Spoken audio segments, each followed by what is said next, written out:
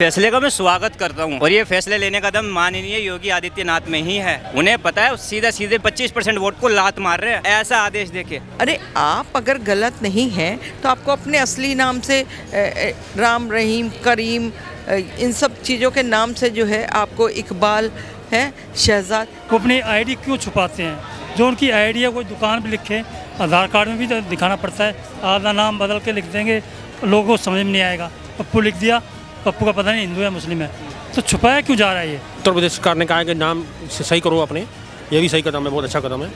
और जो करते हैं, जो धोखाधड़ी करते हैं, उनके खिलाफ तो सख्त कार्रवाई होनी चाहिए।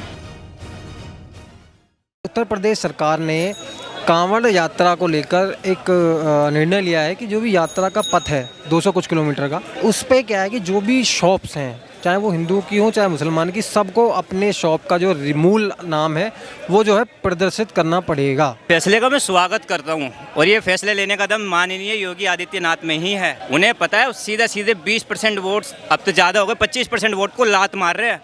ऐसा आदेश देखे मेरे को कोई आश्चर्य नहीं हुआ। ये जो इन्होंने बयान दिया है, योगी जी ने बोला कि नाम के आगे लिखो। अब आप देखो, आप वैष्णो देवी जाओ, कभी नीचे से चालू करो भवन तक, खच्चर, ढाबे वाले, पिट्ठू और फूल वाले सारे मुस्लिम। अब आप ये देखो, ये जो आदेश दिया गया ना योगी जी ने, क्यों दिया है? क्योंकि ये हमारा अभी श्रावण मास का मेला चालू होने वाला है, अब कावड़ यात्रा चालू होगी। अब आप ये लोग कहते हैं, खुद कहते हैं मुस्लिम समाज, हमें टारगेट बनाया जा रहा है। ये कैसा टारगेट है भाई? हमारे खाते हो, हमारी थाली में खा रहे हो और हम पे ही घुरा रहे हो। अभी ये बहुत ही ऐसा त्यौहार है कि इसके अंदर हम मांस का नहीं खा सकते, मांस नहीं खा सकते या तो हम ऐसे लोगों के ढाबे पे खाना क्यों खाने जाएं?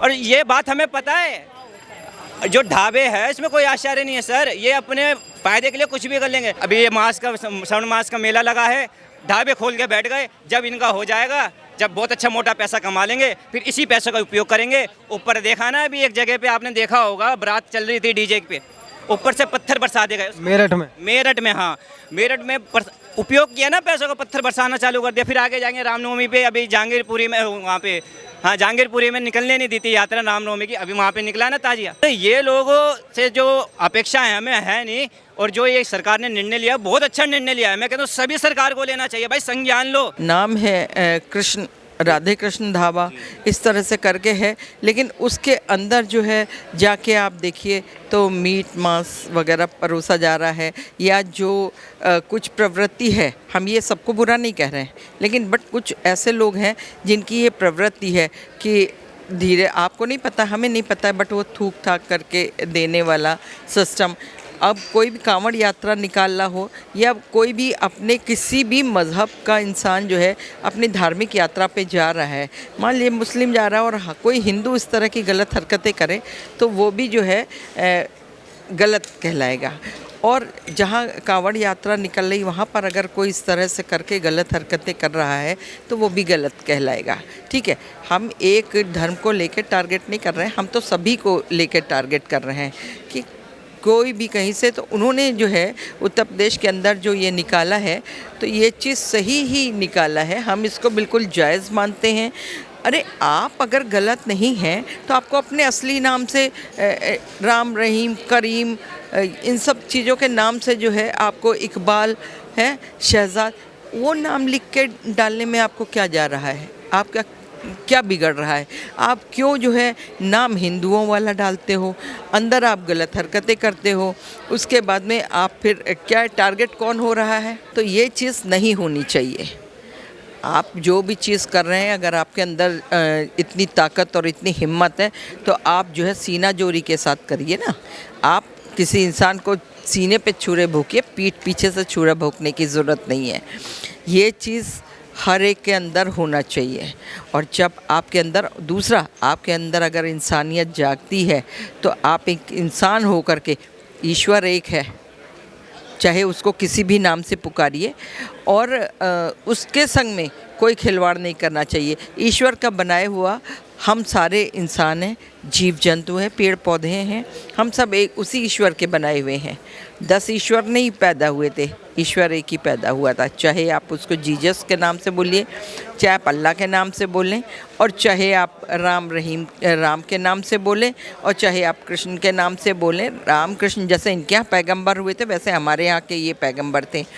और इसी तरह से हर धर्म के अपने पैगंबर अलग हुए, लेकिन एक ईश्वर जो अनादिकाल से है वो एक ही है। जो सरकार ने किया है कांवड़ यात्रियों के लिए ये बिल्कुल उनके पक्ष में दिया है, क्योंकि साल में एक बार आता है, ठीक है। ये भी पवित्र धर्म है किसी का, ये नहीं अपना मान के पवित्र मानते हैं, दूसरे का भी मानो। दूसरे जो मज़हब के लोग होते हैं उनके लिए कह रहे हैं, वो अपना मानते पवित्र, अपने उसूल से चलते हैं। ऐसे हिंदू को अपने धर्म से उसूल से चलने दो। ये जो भी सरकार ने किया बिल्कुल फैक्ट सही किया है। कांवड़ यात्रा निकलती है, साल में एक बार आता है, सावन का महीना होता है, भोले बाबा का जल चढ़ता है, तो इसका मतलब पवित्र होकर ही जाना रहता है। जल कहाँ से कहाँ लगा के चढ़ाते हैं पवित्र होकर। उसमें कुछ लोग मिस्टेक करते हैं, वो अपनी आईडी क्यों छुपाते हैं। जो उनकी आईडी है कोई दुकान भी लिखे, आधार कार्ड में भी तो दिखाना पड़ता है, आधा नाम बदल के लिख देंगे, लोगों को समझ में नहीं आएगा। पप्पू लिख दिया, पप्पू का पता नहीं हिंदू है मुस्लिम है, तो छुपाया क्यों जा रहा है ये।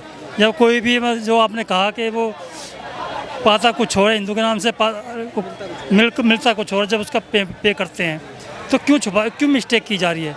ये ऐसे लोग हैं ना जो करते हैं, ये मिस्टेक करते हैं, और यही राजनीति कुछ लोग करते हैं, दूसरे के धर्म को आहत करना।